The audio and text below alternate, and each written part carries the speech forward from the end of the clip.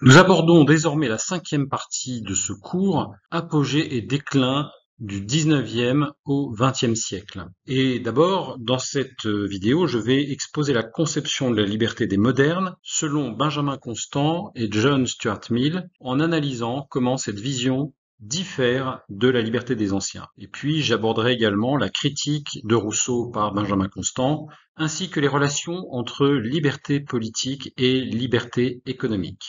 Alors selon Benjamin Constant, la liberté moderne ne peut plus se comprendre comme dans l'Antiquité. Et nous allons comparer effectivement ces deux libertés. La liberté des anciens, elle se définit par la participation active aux affaires publiques. Les citoyens délibèrent sur la place publique, ils sont juges, ils décident des impôts, des dépenses, etc.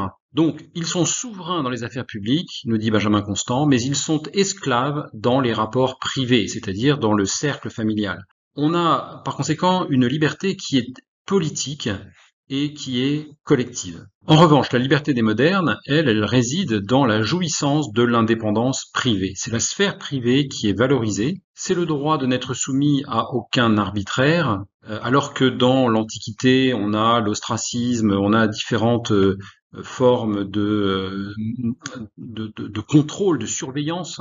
Dans l'époque moderne, eh bien, il y a liberté d'expression, liberté de réunion, liberté de déplacement, liberté de religion. On peut parler ici donc d'une liberté civile et individuelle. Donc le droit à la vie privée est vraiment la liberté fondamentale selon Benjamin Constant. La liberté moderne repose sur le droit à la vie privée et à l'autonomie personnelle. Cela implique que l'État soit limité. Il n'y a pas de liberté sans limite de l'État, sans limite qui permette l'existence d'un espace privé protégé. Et ainsi, on comprend que la liberté moderne, selon Benjamin Constant, est essentiellement une liberté civile, qui inclut la liberté économique, qui s'appuie également sur le choix, sur le droit de choisir son mode de vie, ses valeurs, sans interférence arbitraire de l'État. Et cette conception, donc, implique la possibilité de se soustraire à la communauté quand on le souhaite.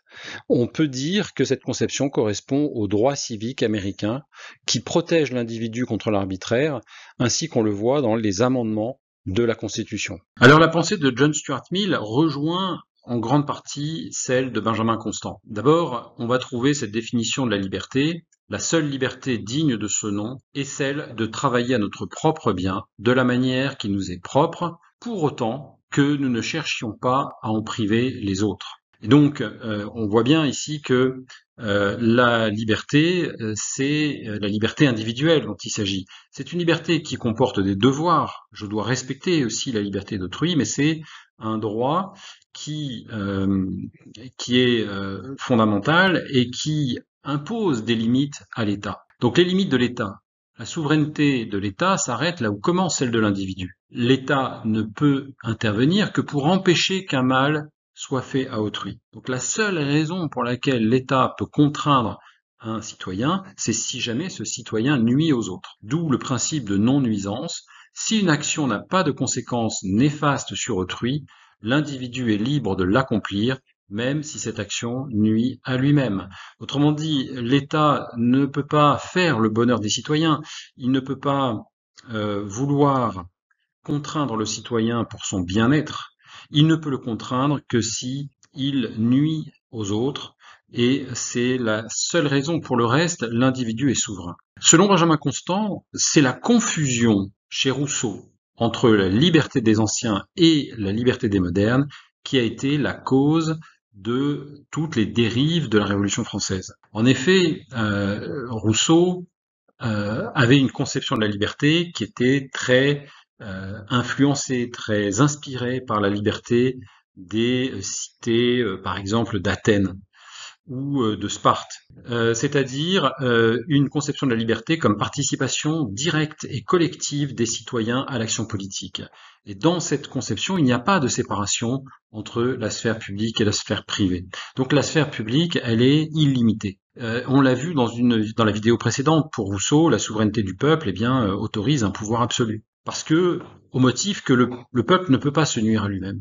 Alors cette vision, eh bien, c'est celle qui a inspiré Robespierre et qui a conduit aux excès de la terreur pendant la Révolution française. Ainsi, Benjamin Constant dénonce l'application à l'époque moderne de principes politiques qui étaient valables seulement chez les anciens. Constant affirme très clairement que la souveraineté du peuple n'est pas illimitée. Même une volonté générale est soumise à des limites et ne peut rendre juste ce qui est injuste. Et il se rattache ainsi à la Déclaration des droits de l'homme de 1789 en rappelant que l'État n'est institué que pour conserver les droits naturels. Là aussi, je vous renvoie à la vidéo précédente. Et donc, on a tout en bas la protection des minorités contre la tyrannie de la majorité. Donc, autrement dit, il y a des limites qui doivent être posées. La majorité n'a pas le droit de tout faire. Ces limites sont des limites morales.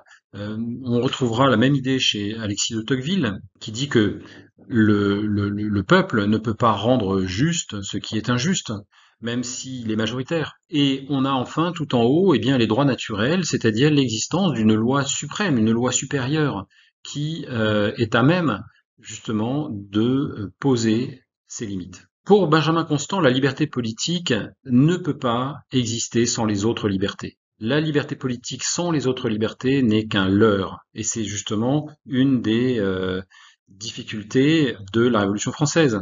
C'est qu'elle n'a pas pris la peine de reconnaître la liberté économique. Donc, Benjamin Constant ne sépare jamais libéralisme politique et libéralisme économique. Il considère que toutes les formes de liberté sont interconnectées.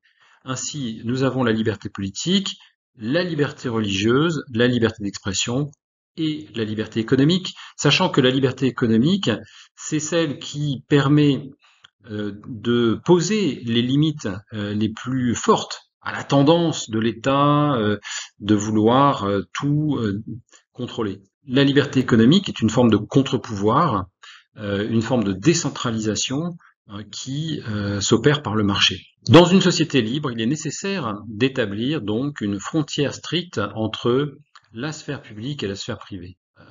Ici, on a donc tout en bas le rôle de l'État qui est de maintenir l'ordre, puis on a la protection de la sphère privée, c'est-à-dire notamment de la propriété, des associations, du culte, etc. Et tout en haut, eh bien, on a le principe de non-nuisance tel que on l'a évoqué avec John Stuart Mill. Le principe fondamental de cette frontière entre sphère publique et sphère privée, c'est de ne pas nuire à autrui. Mais ne pas nuire à autrui signifie ne pas porter atteinte à ses droits. Il ne s'agit pas seulement de nuisance au sens faible du terme, c'est-à-dire par exemple une offense. Non, offenser autrui n'est pas en soi un problème. Le problème, c'est de porter atteinte à ses droits fondamentaux. C'est la violation de la propriété privée, c'est la spoliation.